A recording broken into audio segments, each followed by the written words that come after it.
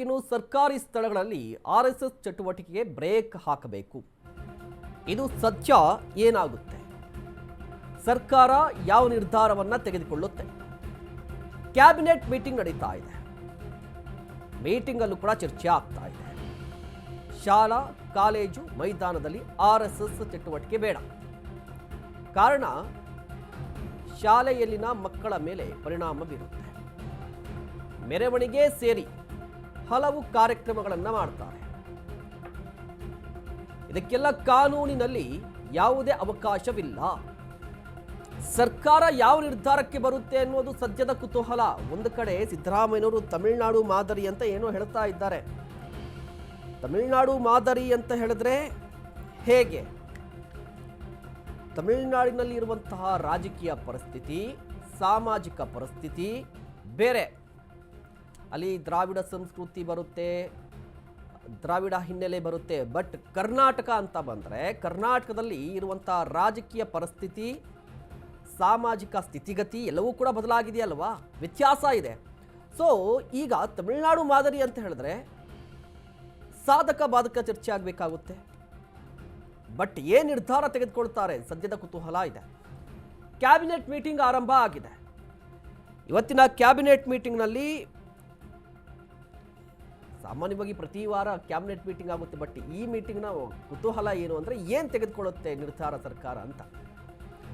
ಒಂದು ಕಡೆ ಆರ್ಎಸ್ಎಸ್ ಚಟುವಟಿಕೆಗಳಿಗೆ ಬ್ರೇಕ್ ಹಾಕಬೇಕು. ಸರ್ಕಾರಿ ಸ್ಥಳಗಳಲ್ಲಿ ಅರ್ಥಾತ್ ಶಾಲಾ ಕಾಲೇಜು ಆವರಣ, ಸರ್ಕಾರಕ್ಕೆ ಸಂಬಂಧಪಟ್ಟಂತಹ ಕ್ರೀಡಾಂಗಣ, ಹಾಸ್ಟೆಲ್ ಕ್ಯಾಂಪಸ್ಗಳಲ್ಲಿ ಆರ್ಎಸ್ಎಸ್ನ ಚಟುವಟಿಕೆ ನಡೆಯಕೂಡದು. ಅಂದರೆ ಆರ್ಎಸ್ಎಸ್ ಅಂತ ಹೇಳಿದ್ರೆ ಯಾವುದೇ ಸಂಘ ಸಂಸ್ಥೆಯ ಚಟುವಟಿಕೆಗಳು ನಡೆಯಕೂಡದು. ಹಾಗಂತ ಹೇಳಿ ಆರ್ಎಸ್ಎಸ್ ಬ್ಯಾನ್ ಸಾಧ್ಯನಾ ಅಂತ ಹೇಳಿದ್ರೆ ಇಲ್ಲ, ರಾಜ್ಯ ಸರ್ಕಾರ ಮಾಡಂಗಿಲ್ಲ. ಕಡಿವಾಣ ಹಾಕಬಹುದು, ಅಂಕುಶ ಹಾಕಬಹುದು. ಬಟ್ ಸಾಧ್ಯನಾ? ಯಾವ ರೀತಿಯ ಅಂಕುಶ? ತಮಿಳುನಾಡು ಮಾದರಿ ಹೇಗೆ ಸಾಧ್ಯ? ಇದರ ಜೊತೆಗೆ ಖಾಸಗಿ ಕಾರ್ಯಕ್ರಮಗಳಿಗೆ ಬ್ರೇಕ್, ಹೊಸ ನಿಯಮ ಜಾರಿ ತರಲು ಸರ್ಕಾರ ನಿರ್ಧಾರವನ್ನು ತೆಗೆದುಕೊಂಡಿದೆ. ಆರ್ಎಸ್ಎಸ್ ಹೆಸರನ್ನ ಪ್ರಸ್ತಾಪಿಸದೆ ಒಂದು ನಿರ್ಧಾರಕ್ಕೆ ಬರೋದು. ಸರ್ಕಾರಿ ಸ್ಥಳಗಳಲ್ಲಿ ಕಾರ್ಯಕ್ರಮಕ್ಕೆ ಅನುಮತಿ ಕಡ್ಡಾಯ. ಸರ್ಕಾರಿ ಸ್ಥಳಗಳಲ್ಲಿ ಯಾವುದೇ ಕಾರ್ಯಕ್ರಮ ಇರಲಿ, ಖಾಸಗಿ ಕಾರ್ಯಕ್ರಮಗಳು ನಡೀಬೇಕು ಅಂದ್ರೆ ಅನುಮತಿ ಬೇಕಿದೆ. ರಾಜ್ಯ ಸರ್ಕಾರ ಈ ಎಚ್ಚರಿಕೆಯ ನಡೆ ಅಂತ ಹೇಳ್ತೀವಲ್ವಾ, ಆ ರೀತಿಯ ನಡೆಗೆ ಮುಂದಾಗಿದೆ.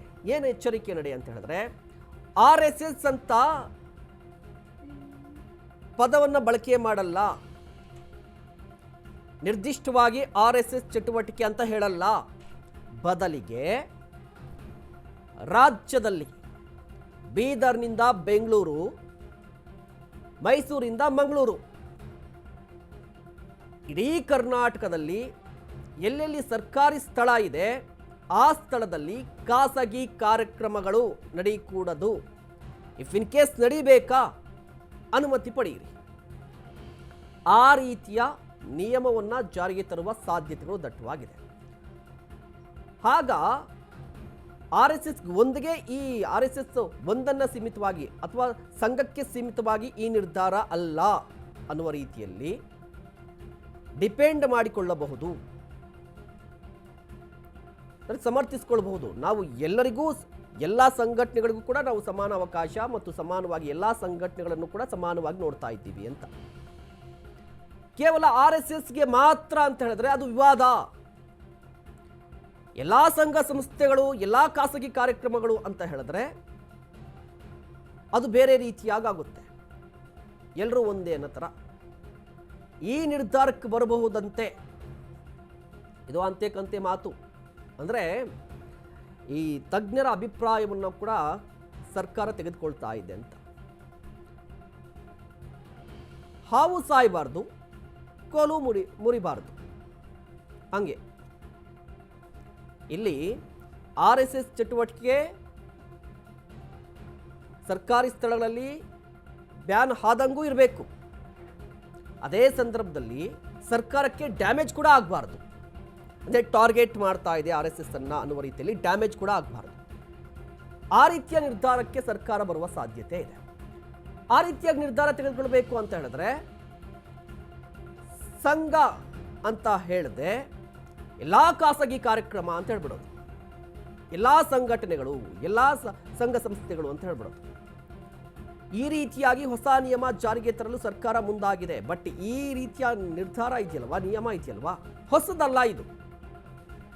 ಈ ರೀತಿಯ ನಿಯಮ ಹೊಸದಲ್ಲ. ಈಗಾಗಲೇ ರಾಜ್ಯದಲ್ಲೂ ಕೇಂದ್ರದಲ್ಲೂ ಇದೆ. ಬಟ್ ಇನ್ನಷ್ಟು ಗಟ್ಟಿ ಮಾಡಲಿಕ್ಕೆ ಸರ್ಕಾರ ಹೊರಡ್ತಾ ಇದೆ.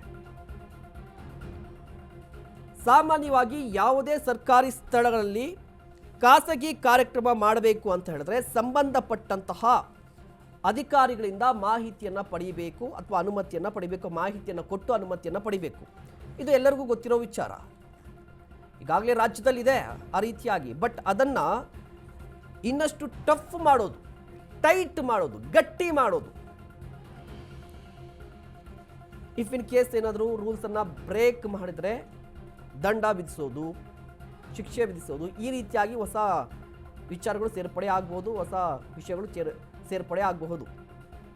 ಆದರೆ ರಾಜ್ಯ ಸರ್ಕಾರ ಕ್ಯಾಬಿನೆಟ್ ಮೀಟಿಂಗ್ ಕುತೂಹಲಕ್ಕೆ ಕಾರಣವಾಗಿದೆ. ಒಂದು ಕಡೆ ಪ್ರಿಯಾಂಕ್ ಖರ್ಗೆ 2 ಪತ್ರಗಳನ್ನು ಬರೆದಿದ್ದಾರೆ. ಒಂದು, RSSನ ಚಟುವಟಿಕೆಗಳಿಗೆ ಬ್ರೇಕ್ ಹಾಕಬೇಕು ಸರ್ಕಾರಿ ಸ್ಥಳಗಳಲ್ಲಿ.